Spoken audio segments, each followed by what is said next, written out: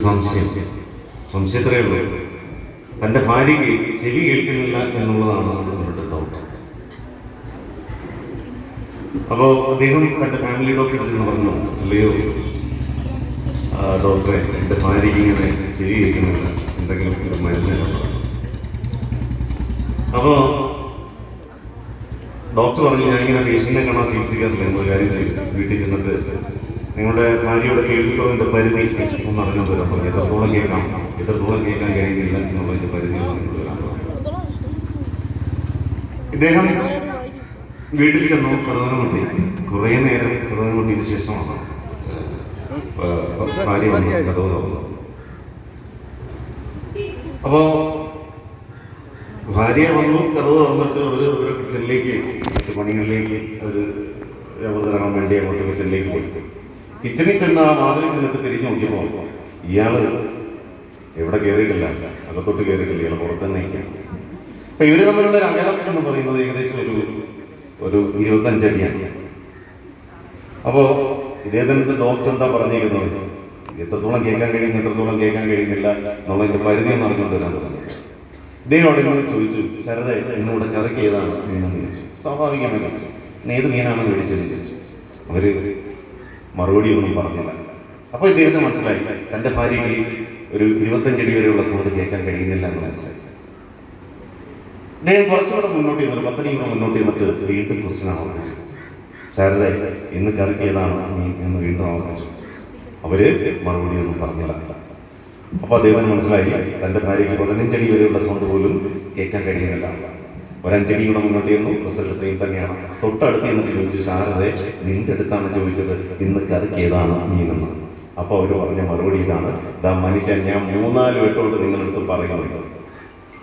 എന്താ കുഴപ്പം? അവർക്കായിരുന്നു ഭർത്താവിനായിരുന്നു. അത് ഈ കണക്കാണ് നമ്മുടെ മക്കളെയും നമ്മുടെയൊക്കെ കാര്യങ്ങൾ. നമുക്ക് ചില പ്രശ്നങ്ങളുണ്ട്, ആ പ്രശ്നങ്ങളെ കുറിച്ച് നമുക്ക് അറിയില്ല. ഞാൻ മുമ്പ് എല്ലായിടത്തും പറയാറുണ്ട്, എന്നെ ഏറ്റവും ടച്ചിങ് ആയി എന്നെ ബാധിച്ചിട്ടുള്ള ഒരു കേസുണ്ട്. ഞാൻ കൊടുങ്ങല്ലൂർ ഞാൻ പ്രവേശനം ചെയ്യുന്ന സമയത്താണ്. നിങ്ങൾ ചിലപ്പോൾ മീഡിയസിലൂടെയൊക്കെ അത് ചിലപ്പോൾ കേട്ട് കാണും. ഞാൻ ഈ പ്രവേശന ടൈമിൽ അപ്പൊ ഞങ്ങളൊക്കെ എപ്പോഴും സ്റ്റേഷനിൽ വേണം. രാവിലെ 7 മണിക്ക് വരിക, രാത്രി 11 മണിക്ക് പോകാൻ പറ്റില്ല. വളരെ സ്ട്രിക്റ്റ് ആയിട്ടുള്ള ഒരു ഓഫീസറായിരുന്നു എൻ്റെ പ്രൊബേഷൻ ടൈമിൽ എനിക്കുണ്ടായിരുന്നത്. അപ്പോൾ ഞങ്ങൾ ഉച്ചയ്ക്ക് ശേഷം, ഒരു ദിവസം ഉച്ചയ്ക്ക് ശേഷം ഭക്ഷണം കഴിച്ചിട്ട് സ്റ്റേഷനിൽ ഇരിക്കുന്ന സമയത്ത് ഒരു കോള് വരികയാണ്. കോളതാണ്, സാറേ ഒരു വീട്ടിലൊരു പ്രായമായ സ്ത്രീ മരിച്ചു കിടക്കുന്നു എന്നുള്ളതാണ്. അപ്പം ഞങ്ങളെല്ലാവരും അങ്ങോട്ട് ഓടി. അപ്പം CI അന്ന് CI പറഞ്ഞു, മഹസറൊക്കെ അവിടെ നിന്ന് എഴുതുന്നു, അതെല്ലാം നോക്കി പഠിച്ചോണം, ബാക്കിയുള്ള കാര്യങ്ങളൊക്കെ ഉണ്ട് എന്നൊക്കെ പറഞ്ഞ് നമ്മൾ പറഞ്ഞുകൂടിയാണ്.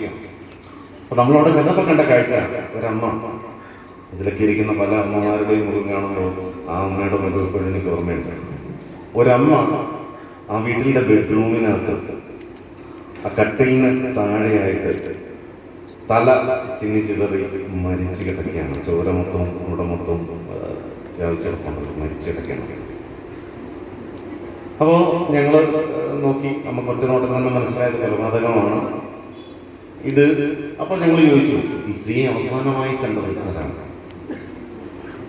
ജീവനോടുകൂടി അവസാനമായി കണ്ടതുണ്ട്. അപ്പൊ പറഞ്ഞു, ജീവനോടെ അവസാനമായി കണ്ടതും ജീവൻ പോയിട്ട് ആദ്യമായി കണ്ടതും ഒരാൾ തന്നെയാണ്. ഈ പ്രായമൊക്കെ വരുന്ന ഒരു മകൻ, ഒരു 14 വയസ്സുള്ള മകൻ. ആ മകനെ നമ്മൾ വിളിച്ചു, അടുത്ത് വന്നു. വളരെ ഒരു ഭാവവ്യത്യാസങ്ങളും ഇല്ലാതെ ഈ മകൻ നമ്മൾ അടുത്തേക്ക് വരികയാണ്. അപ്പൊ നമ്മൾ ചോദിച്ചു, മോനെ നീ എന്താ കണ്ടത് ചോദിച്ചപ്പോൾ, എനിക്ക് ചെറിയ പനി ഉണ്ടായിരുന്നു. ആ പനി അമ്മാമ്മയ്ക്ക് ചെറിയ പനി ഉണ്ടായിരുന്നു. അപ്പൊ റെസ്റ്റ് മേടിക്കാനായിട്ട് എന്നെ കടയിലേക്ക് അയച്ചാണ്. അപ്പൊ കടയിൽ പോയിട്ട് കടയിൽ ഇത്തിരി ആളൊക്കെ ഉണ്ടായിട്ട് തിരിച്ചു വന്നപ്പോൾ ഞാൻ കാണുന്ന കാഴ്ച ഇതാണ്. അപ്പൊ ഞങ്ങൾ ചോദിച്ചു, ഇത് മോൻ വേറെ ആരെങ്കിലും കണ്ടായിരുന്നു? അപ്പൊ നമുക്ക് ഇത്തിരി പ്രായമായവർക്ക് അറിയാം, കുട്ടിയൊക്കെ അറിഞ്ഞൂടാ. നമ്മളൊക്കെ അരകല്ല് കൊത്താനായിട്ട് നമ്മുടെയൊക്കെ നാട്ടിൽ പണ്ട് വരുന്ന ആൾക്കാർക്ക് അരകല്ല് കൊത്താനായിട്ട് തമിഴൻ വന്നിരുന്നു. തമിഴ് അങ്ങോട്ട് നടന്നു പോകുന്ന കണ്ടു എന്ന് പറഞ്ഞു. അപ്പൊ ഞങ്ങൾ ഉടൻ തന്നെ തീരുമാനിച്ചു, ആരായിരിക്കും ഇദ്ദേഹമായിരിക്കും ഇത് ചെയ്തിരുന്നത്. ഞങ്ങൾ അന്വേഷിച്ചു. അന്വേഷണത്തിൽ ഈ കുട്ടിയല്ലാതെ വേറെ ആരും ഈ തമിഴനെ കണ്ടിട്ടില്ല. ഇവിടെ രേഖാചിത്രമൊക്കെ നമ്മൾ തയ്യാറായില്ല. കുട്ടിയല്ലെങ്കിൽ വേറെ ആരും കണ്ടിട്ടില്ല.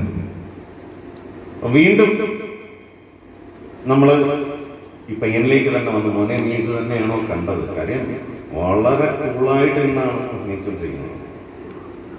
അപ്പോൾ ഇത് തന്നെയാണ്. കുറച്ച് നേരം കഴിഞ്ഞ് കുറച്ച് ഞങ്ങൾ ഇങ്ങനെ ക്വസ്റ്റ്യൻ ഇങ്ങനെ ആവർത്തിച്ച് പല രീതിയിൽ ഞങ്ങൾ പോലീസിൻ്റെതായ രീതിയിൽ പല രീതിയിൽ തിരിച്ചും മറിച്ചും ഒക്കെ നോക്കിയപ്പോൾ നമ്മൾ പറയാൻ കഴിയും, ആ കുട്ടിയാണ് ഇത് ചെയ്തത്. 14 വയസ്സുള്ള കുട്ടി അവന്റെ ജീവിതത്തിൽ 6 ദിവസങ്ങൾ കൊണ്ട് സംഭവിച്ച ഒരു മാറ്റം. ഏറ്റവും മികച്ച വിദ്യാർത്ഥി, ആ സ്കൂളിലെ ഏറ്റവും മികച്ച വിദ്യാർത്ഥി. കാര്യം ഏറ്റവും മികച്ച വിദ്യാർത്ഥി എന്ന് ഞാൻ പറയാൻ കാരണം, ഞാൻ അവിടെ ഉള്ളപ്പോൾ തന്നെയാണ് അവന്റെ 10ാം ക്ലാസ് റിസൾട്ട് വന്നത്. 10 വിഷയങ്ങൾ പ്ലസ്, 10+. ഏറ്റവും നല്ലോണം പാട്ട് പാടും, വരയ്ക്കും. ഇതെല്ലാമുള്ള ഒരു എന്താ പറയുന്ന വളരെ മിടുക്കനായ വിദ്യാർത്ഥി 6 ദിവസം കൊണ്ടാണ് അവന്റെ ജീവിതത്തിൽ ഈ മാറ്റങ്ങൾ സംഭവിച്ചത്. അവനൊരു നാസിക്കോട് പഠിക്കാനായിട്ട് അവൻ പോയി. അവിടെ ചെന്നപ്പോൾ ചേട്ടന്മാരൊക്കെ നിന്ന് ഭയങ്കരമായിട്ട് ഒരുപാട് നിന്ന് കൊട്ടുന്നു. ഇവൻ കുറച്ചു നേരം കൊട്ടിയപ്പോഴത്തേക്ക് ക്ഷീണിക്കുക. അവിടെ വെച്ച് അവനൊരു പൊടി വലിക്കാനായി കൊടുക്കുകയാണ്. രാത്രി ഇതൊന്ന് വലിച്ചു നോക്കൂ, രസം, നല്ല രസം, അതൊന്ന് അടിച്ചു നോക്കാൻ പറഞ്ഞു. അവനത് അടിച്ചു നോക്കി. ഓക്കെ, എന്താണെന്ന് അറിഞ്ഞൂടാ, അവൻ എന്തെങ്കിലും ശരീരത്തിൽ മാറ്റങ്ങൾ സംഭവിക്കുന്നു. ഇവൻ നോക്കിയപ്പോൾ കൊള്ളാം, ഭയങ്കര സന്തോഷവും ഒക്കെ തരുന്ന എന്തോ ഒരു വസ്തു അവൻ വിശ്വസിക്കുന്നു. 2ാമത്തെ ദിവസം ഇവൻ വന്നു. 2ാമത്തെ ദിവസം ഇവനത് ഫ്രീ ആയിട്ട് കൊടുക്കുന്നു. ഇവനത് വീണ്ടും എന്ത് ചെയ്യുന്നു? സ്മെൽ ചെയ്യുന്നു. 3ാമത്തെ ദിവസം വന്നപ്പോഴത്തേക്ക് പറഞ്ഞു, ഇതിങ്ങനെ ഫ്രീ ആയിട്ടൊന്നും തരുന്ന സാധനമല്ല, ഇങ്ങനെ പൈസയൊക്കെ വേണം. അതാണ് ഗണേഷ് സാറ് പറഞ്ഞത്, വീട്ടിൽ നിന്നും മക്കള് നിങ്ങളുടെ പോക്കറ്റിൽ നിന്നും പൈസ എടുക്കുന്നത് ചിലപ്പോൾ നിങ്ങൾ അറിയില്ല. അവൻ അവന്റെ അച്ഛന്റെ പോക്കറ്റിൽ നിന്നും 500 രൂപ എടുത്തുകൊണ്ട് പോയി കൊടുത്തു. ആ സാധനം വീണ്ടും ചെയ്തു, വീണ്ടും ചെയ്തു. അവന്റെ വീട്ടിൽ വലിയ സാമ്പത്തികമൊന്നും ഇല്ലാത്തതുകൊണ്ട് കുറച്ചും കൂടെ എന്താ, ഇവനെ ഏറ്റവും കൂടുതൽ ഇവനെ എടുത്തു വളർത്തിയത് ഈ അമ്മയാണ്. അവരുടെ മക്കളെല്ലാം വല്ല പ്രായപൂർത്തിയായവർ കല്യാണം കഴിച്ചൊക്കെ പോയോണ്ട് ഇവൻ ഈ വീട്ടിൽ കിടന്നാണ് വളർന്നത്. എൻ്റെ അമ്മയുടെ അപ്പച്ചിയാണ് ഈ സ്ത്രീ. അവര് അവരുടെ വീട്ടിൽ പൈസ ഇരിക്കുന്ന സ്ഥലമൊക്കെ അവൻ അറിയാം. അവൻ അവിടെ പോയി അലമാര തുറന്ന് പൈസ എടുത്തു. അടുത്ത ദിവസം 2 ദിവസം ആവർത്തിച്ചു. 5ാമത്തെ ദിവസം ചെന്നപ്പോഴത്തേക്ക്, 6ാമത്തെ ദിവസം ചെന്നപ്പോഴത്തേക്ക് ഇവർക്കത് മനസ്സിലായി പൈസ പോകുന്നുണ്ടോ എന്നുള്ളത്. അവിടെ ചെന്നവർ കുളിക്കാൻ പോകണമെന്ന് പറഞ്ഞിട്ട് പോയില്ല. തിരിച്ചു വന്നപ്പോഴും അലമാര തുറന്ന് പൈസ എടുത്തുകൊണ്ടിരിക്കുകയാണ്. പിടിവലിയായി തള്ളിയിട്ട് ഈ തലയെന്ന് ഒരിടത്ത് ഇടിക്കുന്നു. ഇടിച്ച് ഇവിടെ ബോധം പോയി. ബോധം പോയവൻ ഇവൻ അപ്പോഴേ പേടിച്ച്. ഇവനെ കൊണ്ട് ചിന്തിപ്പിക്കുന്ന ആരാ? ഈ അടിച്ചിരിക്കുന്ന ഈ മയക്കുമരുന്നാണ്. ഇവൻ പോയി പുറത്ത് പോയി ഒരു കല്ലെടുത്തുകൊണ്ട് വന്ന് അവരുടെ തലയിലിട്ട് അതിദാരുണമായി കൊന്നത്. അതായത് ഏറ്റവും മികച്ച ഒരു വിദ്യാർത്ഥിക്ക് 6 ദിവസം കൊണ്ട് സംഭവിച്ച ഒരു കാര്യമാണ് ഞാൻ ഈ പറഞ്ഞത്. അപ്പോ നമ്മുടെ ഒരു ചിന്താഗതിയുണ്ട്, നമ്മുടെ മക്കളൊന്നും ഒരിക്കലും പോകത്തില്ല, ഇങ്ങനെയുള്ള അവസരങ്ങൾ, ഇങ്ങനെയുള്ള അവസ്ഥയിലേക്ക് അവരെത്തത്തില്ല. വെറുതെയാണ്. സാറ് പറഞ്ഞത് കറക്റ്റാണ്. മറക്കേണ്ടത് അവർ കൃത്യമായി മറക്കുന്നുണ്ട്. നമ്മളെ ഏറ്റവും വലിയ ഫ്രണ്ട്ഷിപ്പാന്നൊക്കെ നമ്മളെ മക്കളെ കുറിച്ച് പറയും. എൻ്റെ മോളെല്ലാം എന്ന് പറയും.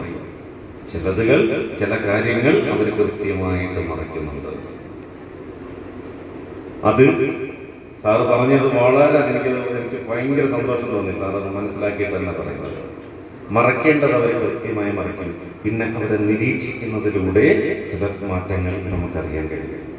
പെട്ടെന്ന് നല്ലവണ്ണം പഠിച്ചുകൊണ്ടിരുന്ന നമുക്കറിയാം, അല്ലെങ്കിൽ ഏറ്റവും നല്ല രീതിയിൽ നമ്മളോടൊപ്പം നമ്മളെ തോളോട് ചേർന്ന് നിന്നിരുന്ന മകൻ ഒരു സുപ്രഭാതത്തിൽ പെട്ടെന്ന് ഒരു തിരിഞ്ഞങ്ങ് നിൽക്കുകയാണ്. വീട്ടിൽ നിന്ന് ഇറങ്ങി പോവുകയാണ്. അവൻ പോയിട്ട് അവനെ വിളിക്കുന്നത് അവന് ഇഷ്ടമല്ല, പഠിക്കാൻ പറയുന്നത് ഇഷ്ടമല്ല, അവൻ ഉറക്കമില്ല, ഭക്ഷണം വേണ്ട, ഉറക്കത്തിൽ ഉച്ചത്തിൽ പാട്ട് വയ്ക്കുന്നു വീട്ടിൽ. എന്തോ ഒരു ഭയങ്കര ചേഞ്ച്. എല്ലാ കാര്യത്തിലും തത്വത്തരമാണ്. മനസ്സിലായല്ലോ? നമ്മൾ ചിലപ്പോഴൊക്കെ ആയിരിക്കും അതൊക്കെ ഹോർമോൺ ചേഞ്ച് ആണ്. അതൊക്കെ ഒരു 9ാം ക്ലാസ് 10ാം ക്ലാസ്സിലൊക്കെയാണ് അതൊക്കെ ഉണ്ടാവുന്നത്. അത് കഴിഞ്ഞിട്ടും ഒരു +2, +1 ഡിഗ്രി ഫസ്റ്റ് ഇയർ ഈ ലെവലിലേക്ക് എത്തുമ്പോൾ ഇത്തരത്തിലുള്ള സംഭവങ്ങൾ നിങ്ങളുടെ ശ്രദ്ധയിൽപ്പെട്ടാൽ ശ്രദ്ധിക്കണം. പ്രത്യേകിച്ച് ആഹാരം വേണ്ടാത്ത ഒരു കാര്യം, വിശപ്പില്ലായ്മ, ഉറക്കമില്ലായ്മ, മനസ്സിലായോ? നേരെ നിൽക്കത്തില്ല. നേരെ നിൽക്കത്തില്ലെന്ന് പറഞ്ഞാൽ പലപ്പോഴും സംസാരിക്കുന്നത് പോലും ഇങ്ങനെ എന്താ ഈ രീതിയിലാണ്. കാര്യം അവനിലുള്ള ഉണ്ടാക്കുന്ന മാറ്റം എന്ന് പറയുന്നത്, അതിനെക്കുറിച്ച് സാറ് കൂടുതൽ പറയും. MDMA എന്ന് പറയുന്ന പുതിയ ലഹരികൾ, MDMA പോലുള്ള ലഹരികൾ, സിന്തറ്റിക് ഡ്രഗ്സ്, അത് നമ്മുടെ ശരീരത്തിൽ ഉണ്ടാകുന്ന മാറ്റം ഈ കഞ്ചാവ് അടിക്കുന്നതൊക്കെയല്ല. കഞ്ചാവ് അടിക്കുമ്പോൾ ഉണ്ടാകുന്ന മാറ്റം എന്ന് പറയുന്നത് ഒരുപാട് കിറങ്ങി നടക്കുന്ന ഒരവസ്ഥയാണ്. മനസ്സിലായത്? കിറങ്ങി ഒരു മന്ദതനായിട്ടുള്ള അനുഭവമാണ്. നമ്മൾ പലപ്പോഴും പറയും എന്താന്ന് അറിഞ്ഞൂടാ, എന്റെ വലിയ സ്മാർട്ടൊന്നും ഇല്ലാത്ത മകൻ ഇപ്പൊ ഭയങ്കര സ്മാർട്ടാണ്. ചില അമ്മമാർ ഒന്ന് പറയുന്നത് ഈ സ്മാർട്ടിന്റെ പ്രത്യേകത എന്ന് പറയുന്നത് ഇത് അങ്ങോട്ട് ക്രിസ്റ്റൽ രൂപത്തിലുള്ള ഇതിലാർക്കെങ്കിലും അറിയാമോ?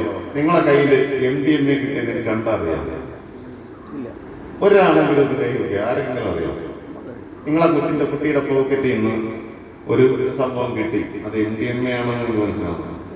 അല്ലെങ്കിൽ 2 ഗുളിക കിട്ടുന്നു, നിങ്ങൾക്കറിയാമോ എന്തിനുള്ളതാണ്? അറിയാമോ? ഓട്ടെ കഞ്ചാവ് അറിയാമോ? എന്തോ സാധനത്തിന്റെ പൂവോ കൊച്ചി ഏതാണ്ട് ബയോളജി പഠിക്കാനായിട്ട് എന്തോ പൂവോ കായോ ഏതാണ്ടൊക്കെ എന്താ അവരുടെ പോക്കറ്റിൽ കിടക്കുന്ന ഒരു കവറിനകത്തായി അവര് നമ്മളെ വിദഗ്ധമായിട്ട് പറ്റിക്കുന്നു. മനസ്സിലായോ? നമ്മളെ വിദഗ്ധമായിട്ട് പറ്റിക്കുന്നു. ഒരു MDMA എന്ന് പറയുന്ന ഒരു സംഭവം എന്താണ്? ക്രിസ്റ്റല്ലേ സാറേ, ക്രിസ്റ്റൽ നൈറ്റ് ഇതങ്ങോട്ട് പൊടിച്ചിട്ട് ഈ നമ്മളെ ചില ഇന്നാളൊരു അമ്മ വന്ന് ചോദിച്ചത്, എന്റെ മകന്റെ പേഴ്സിൽ നിന്നും ഒരു 5-6 ATM, ഇതിന് ഇത്ര അക്കൗണ്ട് ഉണ്ടോ എന്നുള്ളതാണ് ചിന്തിക്കുന്നത്. ഒരു 5-6 ATM, മനസ്സിലായോ? ഒരു 4-5 ATM. ഇത് എന്ത് ഇടാനുള്ള സാധനമാണെന്ന് ചോദിച്ചാൽ ഇതങ്ങോട്ട് പൊടിച്ചിട്ട് ഓരോ ലൈനാക്കി മാറ്റാനുള്ള ശ്രമമാണ്.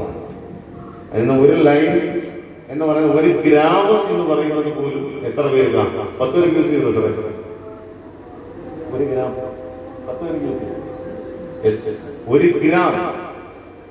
ഗ്രാം എന്ന് പറയുന്ന സാധനം 10 പേർക്ക് യൂസ് ചെയ്യാം. അതായത് ഇതങ്ങോട്ട് ചെല്ലുമ്പോൾ ഉണ്ടാകുന്ന അവസ്ഥ എന്ന് പറയുന്നത് നിങ്ങൾക്ക് മനസ്സിലാവുന്ന ഭാഷ, സയന്റിഫിക് വശമൊന്നും ഞാൻ പറയുന്നില്ല, നിങ്ങൾക്ക് മനസ്സിലാകുന്ന ഭാഷയിൽ ഞാൻ പറഞ്ഞുതരാം. ഇതങ്ങോട്ട് ചെല്ലുമ്പോൾ ഒരാൾക്കുണ്ടാകുന്ന വ്യത്യാസം എന്ന് പറയുന്നത്, നിങ്ങൾക്കൊരു 1 കോടി രൂപ ലോട്ടറി ടിക്കറ്റ് അടിച്ച് എന്ന് തോന്നുമ്പോൾ നിങ്ങൾക്കുണ്ടാവുന്ന ഒരു സന്തോഷമുണ്ട് അല്ലേ? എന്താ? ഭയങ്കരമായ ഒരു സന്തോഷം. എനിക്ക് ലോട്ടറി ടിക്കറ്റ് അടിച്ച് നിൽക്കാൻ വയ്യ, ഇരിക്കാൻ വയ്യ, ആ ഒരു അവസ്ഥയിലേക്ക് എത്തും. 7-8 മണിക്കൂർ കഴിയുമ്പോൾ ഇതിന്റെ ഒരു പിടുത്തം പോകുമ്പോൾ നിങ്ങൾക്കുണ്ടാകുന്ന അവസ്ഥ എന്ന് പറയുന്നത്, ഈ ലോട്ടറി ടിക്കറ്റ് നിങ്ങൾക്കല്ല അടിച്ചത്, കോട്ടയത്തുള്ള ഒരാൾക്കാണ് അടിച്ചത് എന്നുള്ള സത്യം തിരിച്ചറിയുമ്പോഴുണ്ടാകുന്ന പടുനിരാശ. ഞാൻ പറഞ്ഞത് മനസ്സിലായോ? ആ നിരാശയിലേക്ക് നമ്മൾ പോകുന്നു. വീണ്ടും ആ ലെവലിലെത്താൻ വേണ്ടിയിട്ട് വീണ്ടും ഇത് യൂസ് ചെയ്യും. ഇത് യൂസ് ചെയ്യുമ്പോഴത്തേക്ക് എന്താ, ഒരൊറ്റ പ്രാവശ്യത്തെ യൂസ് മതി, പിന്നീട് തിരിച്ചു വരവ് ജീവിതത്തിലേക്ക് ഉണ്ടാവുന്നതാണ്. ഒരൊറ്റ പ്രാവശ്യം യൂസ് ചെയ്താൽ വീണ്ടും വീണ്ടും വീണ്ടും വീണ്ടും ഇത് ഉപയോഗിക്കണം എന്നുള്ള ഒരു തോന്നൽ ഉണ്ടാവണം. മക്കളെ, ഇവിടെ ഇരിക്കുന്ന മക്കളെടുത്ത് പറയാം, നിങ്ങൾക്ക് ചുറ്റും ഇത്തരക്കാരുണ്ട്. നിങ്ങളെ ഇതിലേക്ക് നയിക്കാനായിട്ട് ഒരുപാട് പേര്. നിങ്ങൾ വിചാരിക്കും പത്തനാപുരം എന്ന് പറയുന്ന വളരെ ചെറിയൊരു സ്ഥലമല്ലേ, അവിടെ ഒന്നുമില്ല. ഇവിടെ എത്ര MDMA പിടിച്ചിട്ടുണ്ട് സാർ? എത്ര കേസ് പിടിച്ചിട്ടുണ്ട് സാർ? 1 വർഷം കൊണ്ട്. ഇപ്പൊ പറഞ്ഞേ ഉള്ളൂ, സ്റ്റേഷനിൽ 2 കേസുണ്ട്. അതായത് പണ്ടൊക്കെ നമുക്ക് ഈ ലഹരി അടിച്ചിട്ട് കിടക്കുന്നവരെയൊക്കെ നമുക്ക് ഒന്ന് തിരിച്ചറിയാറില്ല. എങ്ങനെ അറിയാം? ഒരു മുടിയൊക്കെ വളർത്തി കഞ്ചാവൊക്കെ അടിക്കുന്നവർ കൊണ്ട് മുടിയൊക്കെ ഒന്നും വളർത്തി വൃത്തിയില്ലാത്ത ഡ്രസ്സൊക്കെ ഇട്ട് കിടക്കുന്നവരോ കഞ്ചാവാണ് എന്ന് പറയുന്നത്. പക്ഷേ ഇപ്പൊ പിടിച്ചതെല്ലാം നല്ല 1-ാം തരം എക്സിക്യൂട്ടീവ്